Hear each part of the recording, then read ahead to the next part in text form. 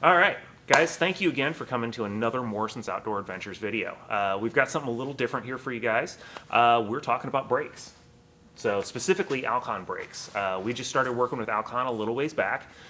We haven't been doing much on the social media with them for a specific reason. We wanted to put some miles, and if you take a look at these brakes, you can tell these used to be all red. But you can tell we've definitely put some miles on this vehicle, and these brakes, testing them out for you guys, getting a real good idea of how these brakes feel and how they work on trail and off-road, or on and off-road. We really want to make sure that we're able to give you a good perspective on these brakes as an upgrade and an alternative for some of the other options that are out on the market. Specifically because Alcon's really not that well known. I hadn't heard about them until we came across them at Jeep Invasion. Talking to them at their booth, we really got a good idea of what they had to offer, and it was really interesting to me.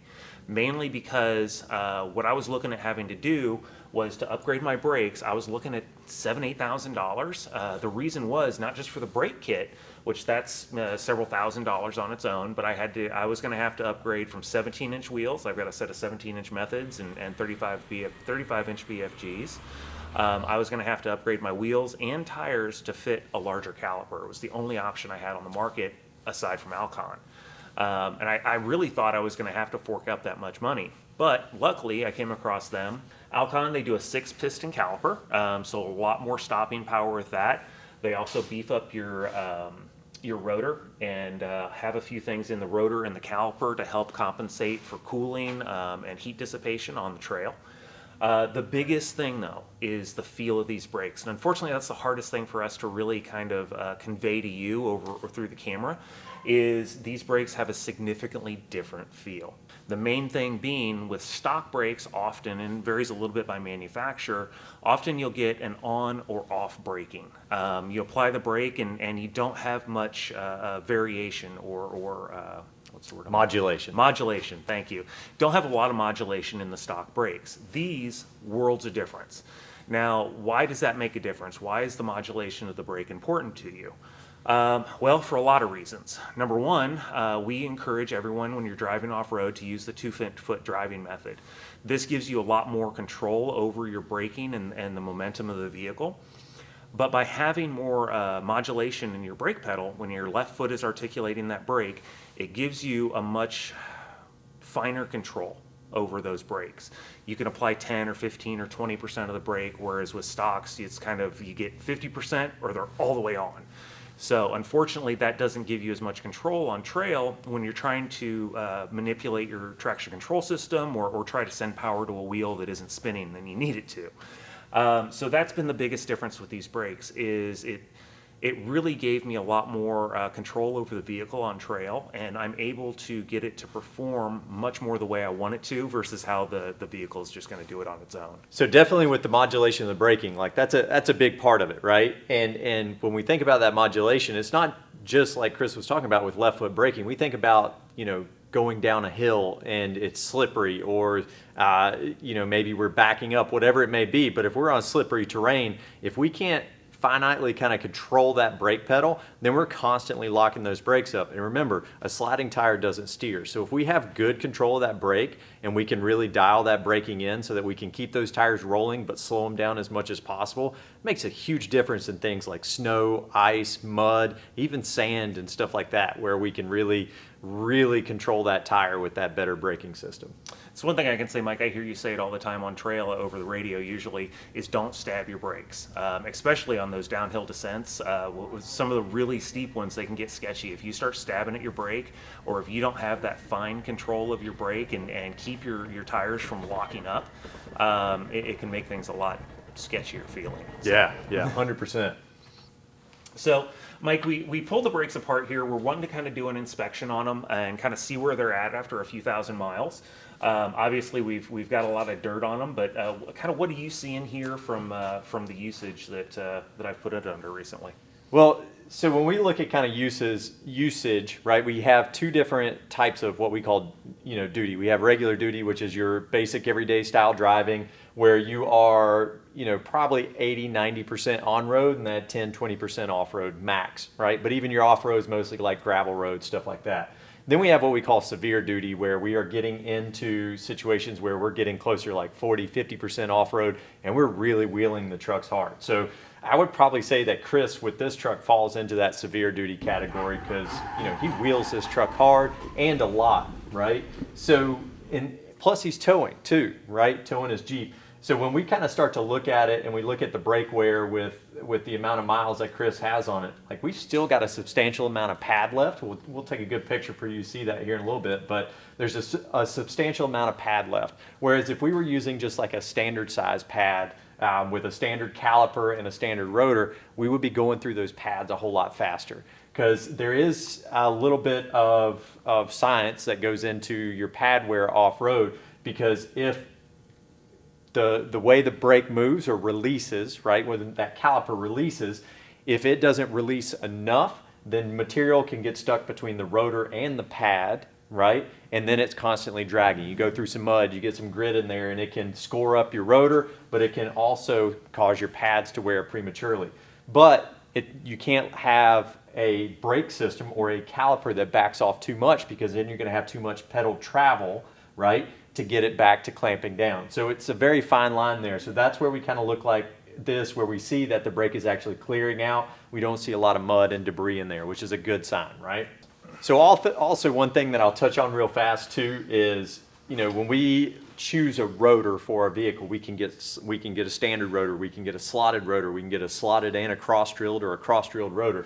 Slotted rotors are good off-road, right? They can tend to help debris move out of the tire.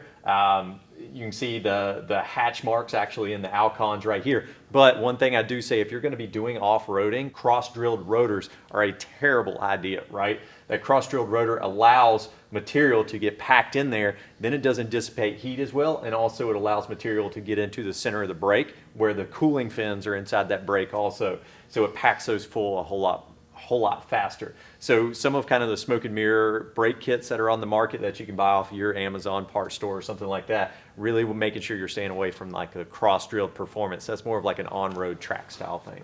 So one of the big things I noticed when talking with Alcon is they really made a big separation between them and some of their competitors. Is their calipers are not aluminum or billet aluminum. These are actually cast iron. So I guess what kind of differences does that make, Mike? So there's definitely a situation there where, number one, you're going to get a different type of heat dissipation, right? And we'll touch on heat in a minute. But I also think probably the biggest thing, and this goes to what Chris was talking about with pedal feel, is actually how much flex is in that caliper, right? Obviously, cast is probably going to be a lot stronger than aluminum.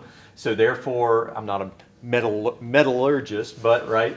But in that realm, we're not getting a caliper that's flexing a lot, right? So when we're pushing that brake, all that power is pushing directly on those larger pads and putting that force directly into the braking, rather than actually having the caliper move on you. Also, too, with a lot of your bigger brake kits, and this is where kind of, you know, not just going with the caliper that mounts to your factory locations. Most of the bigger brake kits out there, they're going to have some type of armature that actually bolts in place to allow a larger mounting surface for that caliper, which leads to a better pedal feel long term. Mm-hmm. And that's the big difference I've noticed, is especially with the newer vehicles, is you really have to focus on trying to engage your traction control system and get it to do the work for you. A lot of that is being able to modulate the brake correctly and get the right amount of braking combined with the right amount of throttle. That's what really gets your traction control system to start pulsing the brake or pulsing the power around to your different tires, especially your tires that aren't spinning. Often we get into situations where you're cross-axled and you've got two tires that are pressed into the ground, they've got a ton of traction, and there's two that just aren't, you know, they don't have much. And then those two that don't have much traction, they're gonna be just spinning, not doing anything. If we can distribute some of that power to our other tires, that's going to help move us down the trail and get us through some of those obstacles. Yeah, and in talking about traction control, that actually leads into two different things, right, that are good, a main reason for moving into a larger brake upgrade, right? The number one is if we're relying on like traction control and stuff like that, Those are systems, or even left foot braking, those are systems that are going to build up a lot more heat in our brake, okay? And we can run into situations if we're using downhill descent control or some of these different drive modes like select speed or select track, off-road cruise control, right? Then we're seeing in those realms where these brakes are heating up very, very quickly and they're carrying heat. They're not able to dissipate that heat quickly enough. And you can actually boil your brake fluid, right? And you get out of the truck and you can hear that brake fluid in there boiling. So we want to be able to dissipate that heat. A larger caliper, right? A larger caliper, a larger pad, and even a larger rotor, right? A beefier rotor will help draw that heat out and dissipate it faster. And it'll also hold up to different temps, okay? So if you look at the pads, right, and the material of the pads, or if you've called your local auto parts store, they're like, hey, do you want organic pads, ceramic pads, semi-metallic, all those different types, right? Understanding how those affect, we're not going to get too deep into it, but how those affect your braking. Most of us are like, hey, I don't want any brake dust because it's ugly. But that leads to a pad that doesn't stop as well and has a whole lot more friction, so it builds up heat a whole lot faster. So there's some trade-offs there. The other thing that we see, and this is huge, right? We all modify our vehicles. Your truck came with what? Probably a 31-inch tire on there. And then Chris is now running a 35-inch tire. So that's 4 more inches of leverage, right? Same thing. If I want to try to stop my arm from coming down, I can't grab it here at the elbow to stop it. I have to grab it out here in order to stop it. Same thing with your brake, right? The closer your brake is, or smaller your brake rotor is, the harder it's going to be for it to stop a larger tire. All that rolling mass, right? And it's not so much the weight, it's mostly that leverage of that larger tire that's able to put that force on that hub. So with a larger, a beefier rotor, bigger pad, right? And now we have 6 pistons that's able to more evenly distribute that brake force, we can really slow that tire down and lower, right? Lower the heat that's being built up. And with traction control, downhill descent control, all that stuff works through your brakes, right? So it's building up heat and stuff like that. And there are fail-safes built into these systems that are testing for heat. So if they're used too much, if you're heavily relying on them, then they could potentially shut down, and now you're out of luck if you don't know how to properly drive that truck. You know, a little mechanical sympathy goes a long ways, but those big brake kits will help with managing that. Yeah. That was one of the big problems I ran into. This has got about 65,000 miles on it, and for the first 60,000 or so, I ran stock brakes. You know, at the time, I hadn't really learned that there was a difference.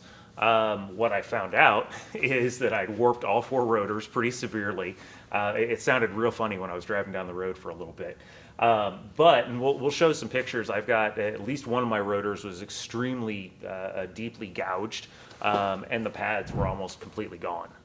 So I think I had replaced the pads one time previously, but after 60,000 miles, it was definitely time for a refresh on everything.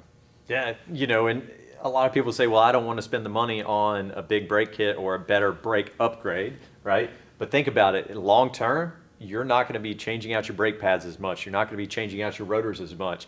If you're doing the work yourself, time is money, right? So you're not going to be spending as much time working on your brakes. And if you're paying a shop to do it, right? Sorry, shops, but you're not going to be paying the shop as much to work on your brake system for you. So there is a savings to going to a big brake kit, right? And we've got those bigger tires and we've got this off-road rig, and we want to think about that. Now, one thing that we've had Chris do was actually weigh his truck and see where he is his weight. You've heard us talk about weight. You know, we talk about the whole it's not overlanders anymore, we're overloaders. But Chris is a very, very conscious person when it comes to kind of the gross vehicle weight rating of his vehicle. How do you feel like this brake system handles that weight? Significantly better. My stopping, just my ability to stop, and especially when I tow. I tow typically about 10,000 pounds. The towing capacity on the truck's only 13.5. So I'm using, whatever the math is, 85–90% of my towing capacity. And with that, probably exceeding my stopping capacity with the stock brakes. So I've noticed a significant difference. I'm not reaching for the trailer brakes nearly as often to try to get my vehicle stopped coming up to a red light or down a hill or something along those lines. But it's a very uncomfortable feeling when you're pulling 10,000 pounds behind you. You got a 7,500 pound vehicle and you're cruising 65 miles an hour. And when you go to stop, it's not as efficient or as effective as you need it to be. It definitely you crease the seat a little bit sometimes. But with going to the Alcon brakes, it's been a world of difference. I get much more concise stopping ability, and I don't get that tense reaching for the brake controller quite as often. Yeah. So, I mean, in those realms, especially if you've got an overland rig that you're driving on the road and off the road, it's a multi-purpose rig like Chris is, where he's towing with it. He's also wheeling this truck hard. He's living out of this truck and things like that. I mean, you think about the safety of a brake system. That's a huge component, right? And when you're putting that many miles on a truck, right, you're doing a lot of traveling. Again, it pays off in the long run, being able to not have to replace those pads as often, right? And honestly, replacing pads on these Alcons is super simple, right? You just pull the pins, the pads slide right out, you put new pads in, and you're ready to go. So you're in that realm. And I can only assume, right, because of how beefy that the rotor looks, that we're probably going to get several pad changes out of these, probably 3-4 pad changes before we even have to worry about changing out that rotor. Because again, that rotor's super beefy. And now, so Chris, with this kit, we didn't just replace the front, right? We did caliper, pads, and rotors in the front, but we had to do stuff in the back too, right? Most brake manufacturers, they consider about 70% of your stopping is done with the front. That's where the focus has been. New calipers, new rotors, new pads, the whole 9 yards. On the back, you don't need as much of an upgrade. So what they did there, we kept the original stock calipers, new pads, and new rotors to upgrade the back as well. Yeah, so going with a different pad in the rear, right, that's a no-brainer. We can get that different material that matches the same composition that the front pad is using, right? So we get the same wear out of it, we get the same performance and heat transfer out of it, but going to a little bit beefier caliper or rotor, in the rear, and getting that slotted or that hatching in it makes a big difference. So I think, those kits, when you look at them too, and they're doing front and rear on the vehicle, that's a big deal. If you're just looking at a front kit, right, nothing wrong there with that necessarily, but sometimes like you got to kind of look at the price and say, okay, well, if I'm doing my whole vehicle, that makes a big difference in the price. Yep, exactly. And I think the biggest surprise for me is when we sat down a couple months ago to go ahead and install these, I could do it. I'm definitely no mechanic, but without too much scratching our heads and looking at the instructions, we were actually able to get these mounted up within an afternoon and get the break-in process done. Yeah, when we looked at some of the different kits out there, obviously, you got to go to a different wheel size like Chris was talking about. One thing with Alcons that we did see is you had to use on this particular truck a spacer, and it's just a very small spacer that goes on there. So it wasn't a big deal, right, to put that on there. In some of their kits, you don't have to do that at all. So just kind of thinking about that in your tire and wheel setup and how you're kind of planning your rig out too. Maybe you need to plan that. Like for me and my Land Cruiser, we run a 16-inch wheel. There are no big brake upgrades for our Land Cruiser that's going to fit a 16-inch wheel. So in that realm, planning ahead and saying, okay, if later on down the road I'm going to go with a big brake, because I'm going to be running a 35 or a 37 or a 40, right? Some of you Jeepers out there, maybe you do need to choose that 18-inch wheel. That way you can kind of go with that bigger brake. And you do have to be careful because some wheels are going to be thicker and different offsets and stuff like that too. Yeah, I think it's real funny. We always say lockers before lights, but nobody ever mentions brakes. I think we really need to revamp that saying a little bit. Yeah. A couple of people that have talked to me about brakes, it's just something we don't see, right? It's underneath the vehicle, it's hidden, gets a little dirt on it, and suddenly that red caliper can't be seen. So it's just not cool, it's not as sexy, right? But, it's also not sexy to not be able to stop on the road either, so. What is nice though is the first trail ride I took with these was one of your excursions, and from the comments from people watching the vehicle go down trail, they could noticeably see a difference in how smooth the vehicle was going over different rocks and obstacles and just maintaining momentum without kind of that herky-jerky stop-start movement. So that in itself, if nothing else, it's just a lot more comfortable on trail. Yeah, definitely. Yeah, definitely look better when you're making it over that obstacle, and it's a whole lot smoother, right? So, there's tons of benefits to a brake upgrade, right? I'm gonna let Chris kind of talk about this for a little bit, but one thing that I think a lot of people overlook when they do a big brake kit, after they're done installing it, they're so ready to test out those brakes and they want to see a great performance.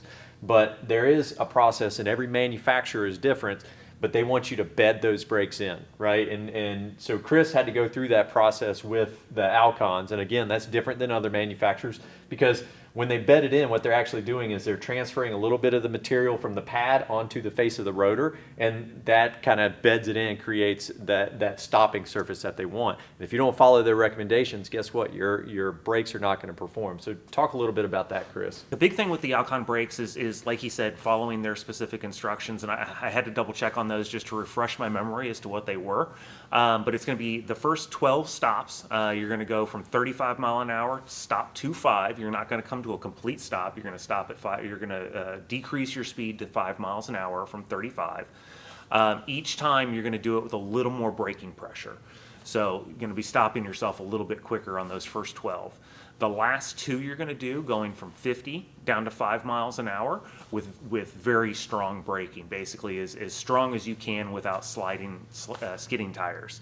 And then you're going to drive the vehicle normally under normal braking conditions until the brakes cool. One thing they do note in there is that during that bedding process, you should actually smell the pads from the heat that's built up on them in that braking period. Yeah, so bedding in your brakes, huge thing, right? Number one, you're going to increase the longevity, you're going to increase the performance, and you know, I mean, we want our brakes to work. So following the manufacturer's recommended specifications with that is super important, and it's just not something that most of us really think about, right? Now, when they say bedding, what exactly is that you're doing there? So what you're doing is you're transferring a little bit of the pad to the surface of the rotor. They actually say that, you know, when you install the rotor on, you're not supposed to clean it with brake clean or anything like that, right? We've obviously wiped it down now, but that first initial transfer, we want that brake pad to kind of touch on that rotor and transfer a little bit of its dust onto that rotor to bed it in and create basically a surface that it's going to grip and grab on. So that's that bedding in process, and it should be the very first thing that you do with your brakes when you're kind of testing it out. And also too, it gives you an opportunity kind of to get a little bit of that braking out of your system, right? Play with them a little bit. So that was one thing I noticed when I first opened up the boxes, and I think I got some pictures in there. We'll try to put some video in of the unboxing. But these actually it almost looked like a coating of paint on them. It was like a gray. It almost looked like Steel It. Yeah. I'm pretty sure that wasn't what it was, but it kind of looked like it, or primer of some sort. Yeah. So, you know, it's important in that kind of process to go through and do that. Now, we did have to, with Chris's truck, we did have to go through and re-bleed the brakes, right? Because we were replacing calipers and all that kind of stuff. But they make it relatively easy for that process to happen. You know, and we were able to bleed it pretty quick. I mean, obviously, we're not great mechanics or anything like that, but we were able to go through that process pretty easily. And there are tools out there that you can buy to kind of help you out with that. But one thing of note, right, when you go to a 6-piston caliper, and this is pretty much all the ones that I'm familiar with, you no longer will have just one bleeder screw. You will have 2 bleeder screws, one on the top and one on the bottom, because one services one side of the brakes and one services the other side. So we do have to make sure, and there's going to be a recommendation as to the order that you would go through that big brake kit or through those bleeder screws.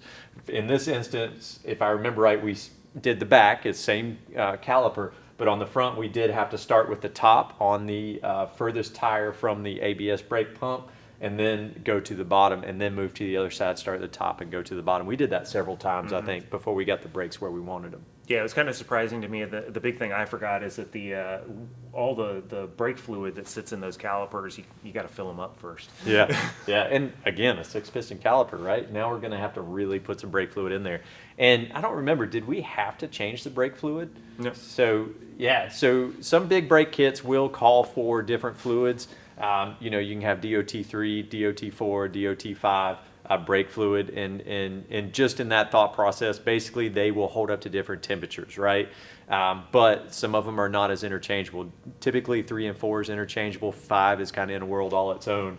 But one thing about brakes, and not many of us do this, is at least a couple times a year we should be bleeding all of our brake fluid out, right, and kind of purging that system. So yeah, we won't talk about the last time I did that. Yeah.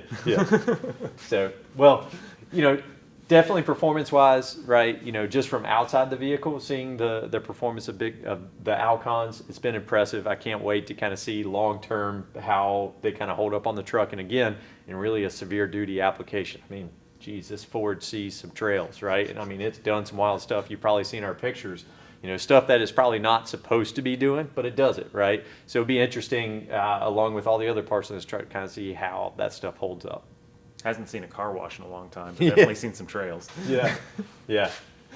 So I think the biggest thing with these is brakes. They're not fancy. They're not glamorous. They're not sexy. I think as you said before. So what is it that you guys want to know about brakes? What is it that we can show you guys to help expand your knowledge and maybe help you guys make a little bit better, more informed decision? If you guys go ahead and put those in the comments, we'll go ahead and get answers for you, and hopefully that'll be new content that we can bring out for you guys in the future.